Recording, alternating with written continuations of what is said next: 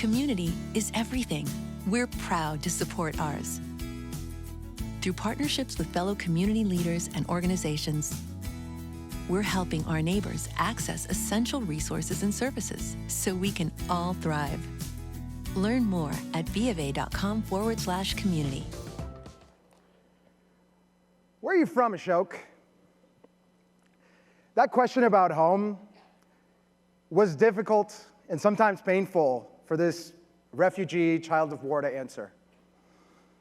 Now, I grew up mostly in the Middle East till I was 17.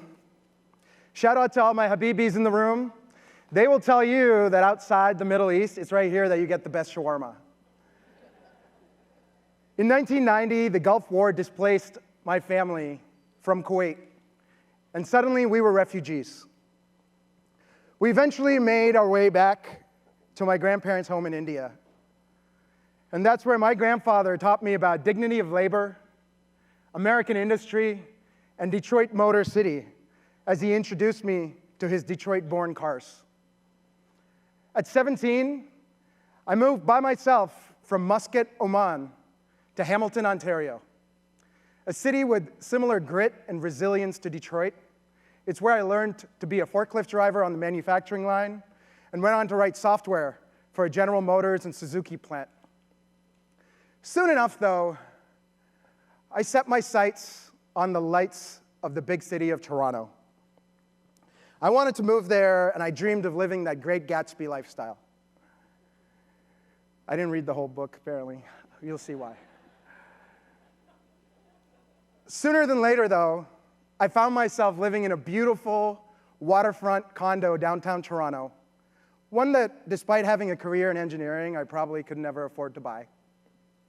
But I frequented the restaurants I loved, the bars, the art galleries. I had a vibrant social life, and I didn't think I'd ever leave. I worked for a Silicon Valley startup, and we helped the world's biggest companies transform into technology companies, incidentally by harnessing the principles of lean manufacturing. So while I'd gotten to live this dream out from when I was 17, I did sometimes wonder if there was more to myself than fun parties and a cool place. If there was more I could be doing to make a difference. When Ford was partnering with us on digital transformation, I was asked if I would move down here to help them build an in-house innovation lab that would organize talent and spin out technology to compete with Silicon Valley.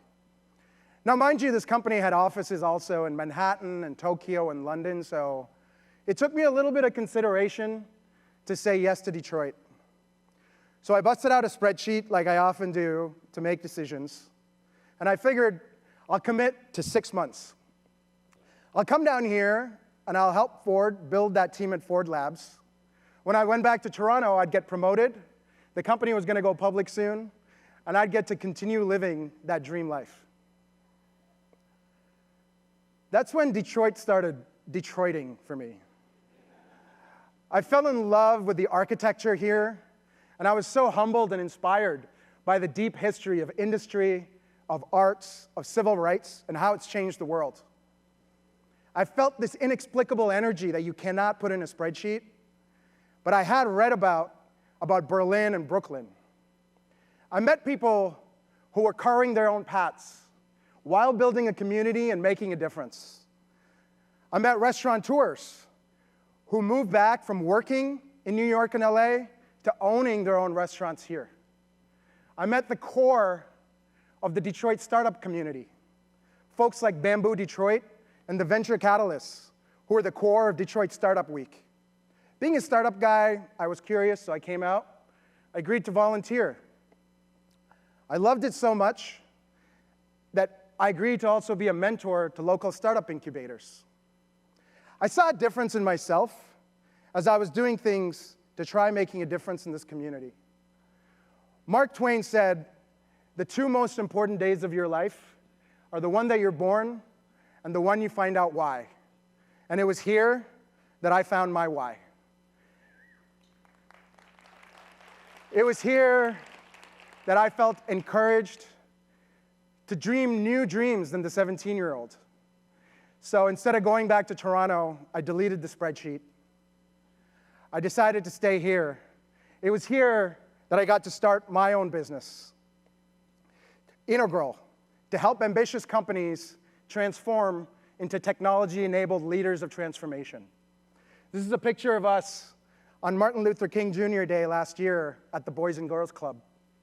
I'm proud that this team has gotten to work on products and help teams at Ford, Honda, Airstream, and Rocket here.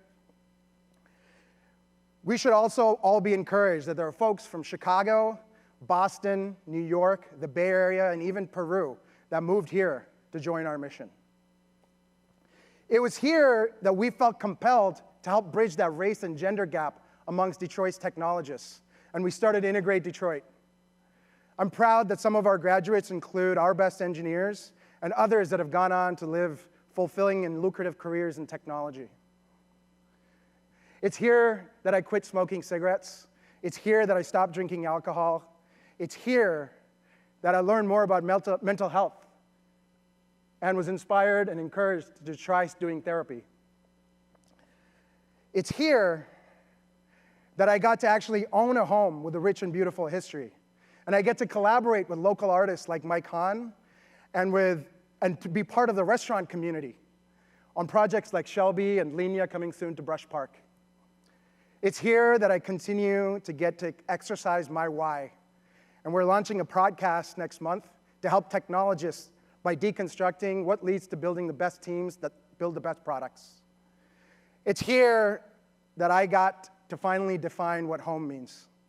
Home to me is where you feel accepted when you're being authentic and where you're encouraged and inspired to be the best version of yourself. Thank you, Detroit, for doing that for me. Community is everything. We're proud to support ours. Through partnerships with fellow community leaders and organizations, we're helping our neighbors access essential resources and services so we can all thrive. Learn more at bofa.com/community.